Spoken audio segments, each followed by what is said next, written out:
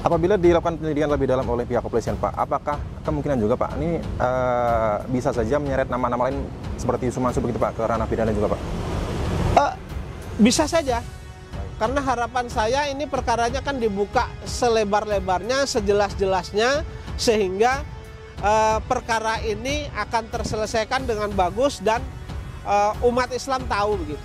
Polres Metro Jakarta Selatan, kemudian penyidik yang menangani perkara ini agar menyelesaikan perkara ini secepatnya sesuai dengan ketentuan hukum yang berlaku. Mudah-mudahan juga didengar oleh Bapak Kapolda Metro Jaya, kemudian Bareskrim Polda Metro Jaya, dan kemudian didengar oleh Bapak Kapolri, sehingga perkara saya ini, karena ini walaupun saya pelapornya sendiri, tetapi perkara ini juga sebenarnya menyangkut umat, sehingga ada prioritas lah begitu penyelesaiannya.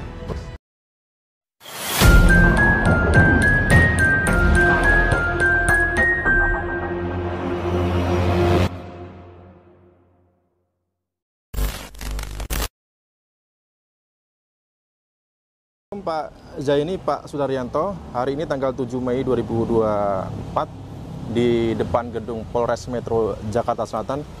Bisa Pak Zaini kabarkan, Pak, kegiatan Pak Zaini hari ini di Polres Metro Jakarta Selatan, Pak? Baik, makasih Mas Haji. Berkaitan dengan, jadi begini Mas Haji, beberapa bulan yang lalu saya membuat laporan di Polda Metro Jaya. Ternyata perkaranya dilimpahkan ke Polres Jakarta Selatan. Berkaitan dengan hal tersebut, yang saya laporkan tersebut, saya beberapa hari yang lalu mendapat surat undangan untuk klarifikasi atau untuk diinterogasi ya, berkaitan dengan perkara tersebut. Hari ini saya menghadiri dan hari ini saya mendapat pertanyaan itu 28 pertanyaan, Mas Haji. Ya. Dari mulai kronologis sampai dengan siapa, apa yang menjadi pokok masalah, kemudian siapa yang memberikan kuasa, siapa yang menerima kuasa, dan kemudian siapa yang mempergunakan. Baik, mungkin lebih jelasnya akan saya jelaskan. Awalnya adalah kronologis dari kronologis daripada investasi batu bara. Ini sudah sering saya sampaikan kepada wartawan, media dan lain sebagainya, bahwa berkaitan dengan perkara batu bara ya, investasi batu bara atau Jabal Nur yang terjadi di Masjid Darussalam Kota Wisata Cibubur ini, kronologisnya adalah Yusuf Mansur yang pertama memperkenalkan bisnis ini kepada jamaah Masjid Darussalam. Dan itu memang diambil khusus, Yusuf Mansur minta bahwa jamaah Masjid Darussalam dikumpulkan. Kemudian dalam presentasi Yusuf Mansur tersebut memperkenalkan bisnis batu bara ini berada di Kalimantan Selatan dan diusahakan oleh PT Adi Partner Perkasa. Yusuf Mansur di dalam presentasi tersebut mengatakan bahwa Yusuf Mansur itu berkedudukan sebagai komisaris utama dalam PT Partner Adi Perkasa, PT Adi Partner Perkasa tersebut ya. Yusuf Mansur di sana mengatakan bahwa ini ada bisnis yang menguntungkan berkaitan dengan bisnis batu bara, kemudian keuntungannya bersihnya adalah 28,6% bersih. Oleh Yusuf Mansur dibagi menjadi 3. Keuntungan itu separuhnya diminta oleh Ustadz Yusuf Mansur agar disodakohkan kepada pondok pesantren Darul Quran yang diasuh oleh Yusuf Mansur sebagai bagian dari Yusuf Mansur. Kemudian 3%-nya agar diberikan atau menjadi bagian dari BMT Darussalam Madani sebagai fee pengelolaan. Kemudian 11,3% itulah yang menjadi hak daripada investasi. Begitu. Itu janjinya Yusuf Mansur dalam presentasi seperti itu. Kemudian beberapa hari kemudian setelah Yusuf Mansur ini presentasi, kemudian direktur utamanya PT Adi Partner Perkasa yang bernama Adiansah datang ke kota wisata dan mengajak jamaah Masjid Darussalam untuk meninjau lokasi tambang di Kalimantan Selatan.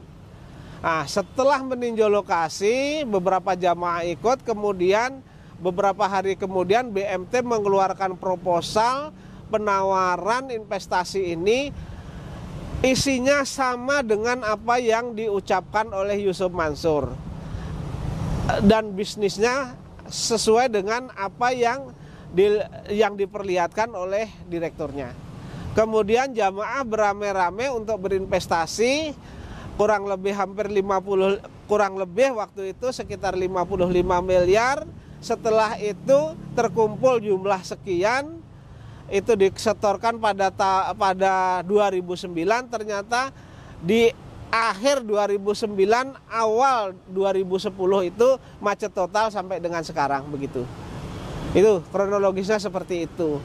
Kemudian berkaitan dengan investasi yang digagas oleh Yusuf Mansur sampai dengan 2022 itu tidak ada penyelesaian, lalu saya mengajukan gugatan ke Pengadilan Negeri Jakarta Selatan.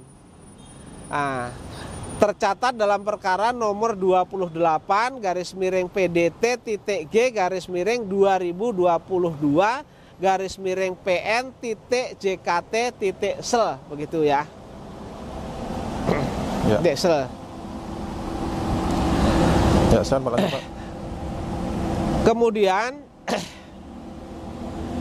Kemudian setelah gugatan itu masuk, kemudian BMT Darussalam itu diwakili oleh kuasa hukum.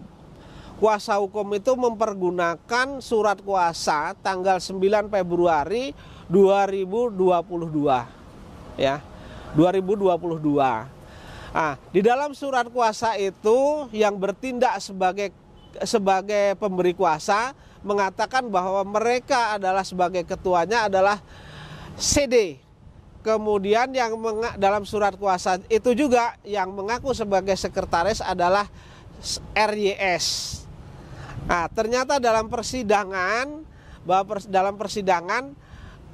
BMT Darussalam sendiri itu sesuai dengan alat bukti yang diajukan ke pengadilan itu bahwa dua orang ini bukan sebagai ketua dan bukan sebagai sekretaris, begitu. Itu yang diajukan mereka. Yang menjadi ketuanya sesuai dengan akte adalah saudara IP sebagai ketua dan EPH sebagai sekretaris.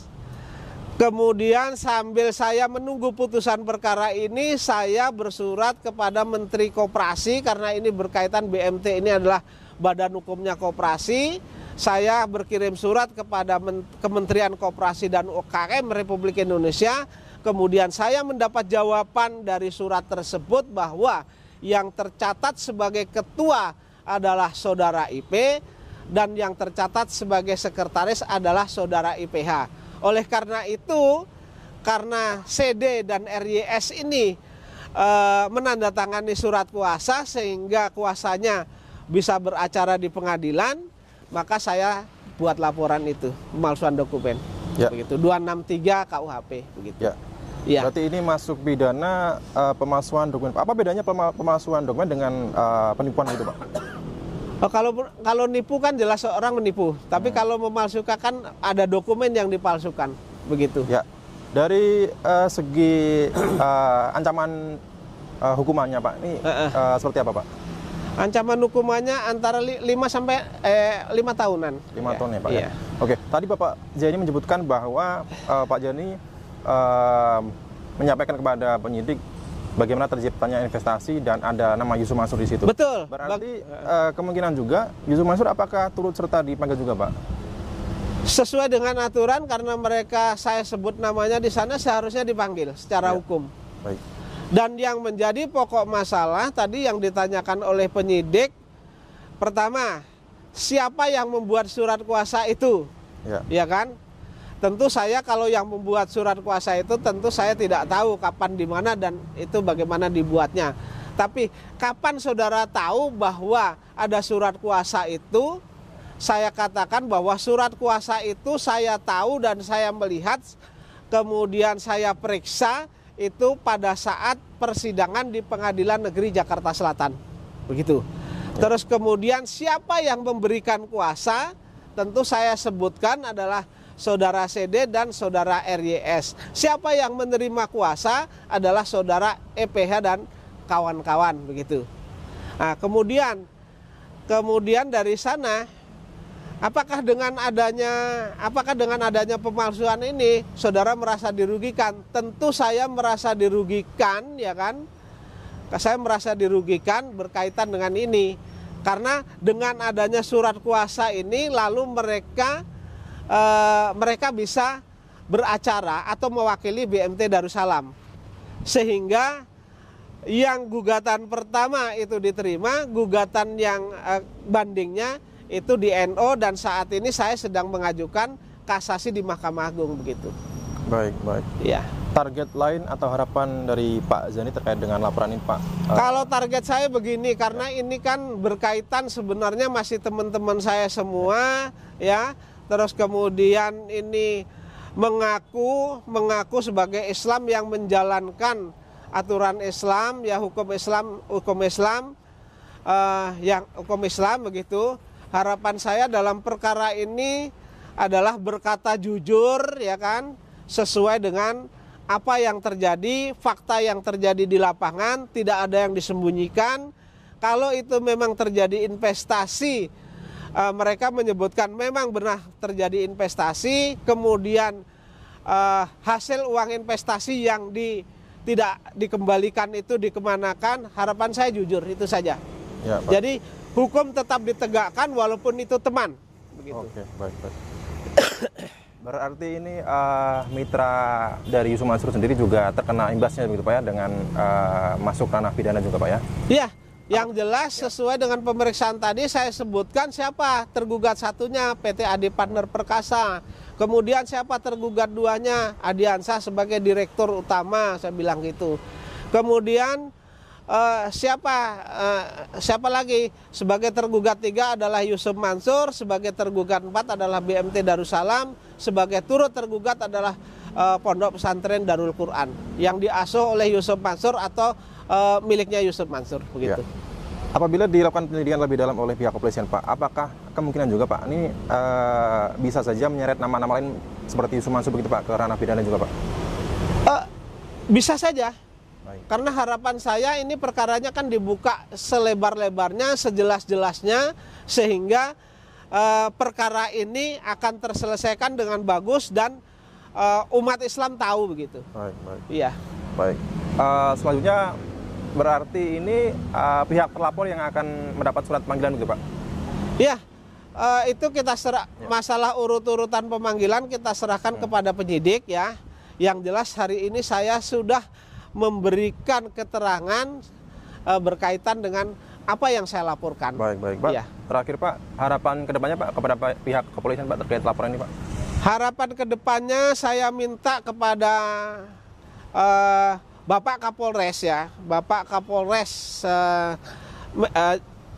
Kapolres Metro Jakarta Selatan, kemudian penyidik yang menangani perkara ini agar menyelesaikan perkara ini secepatnya sesuai dengan ketentuan hukum yang berlaku. Mudah-mudahan juga didengar oleh Bapak Kapolda Metro Jaya, kemudian Bareskrim Polda Metro Jaya, dan kemudian didengar oleh Bapak Kapolri. Sehingga perkara saya ini, karena ini walaupun saya pelapornya sendiri, tetapi perkara ini juga sebenarnya menyangkut umat, sehingga ada prioritas lah begitu penyelesaiannya. Jangan sampai ngambang. Ya, baik. Semoga saja bisa diusut tuntas oleh pihak kepolisian kepolisian Pak ya. Baik, terima kasih Pak Zaini Pak sudah. Kita tunggu kabar selanjutnya Pak Zaini. Baik, terima kasih Pak.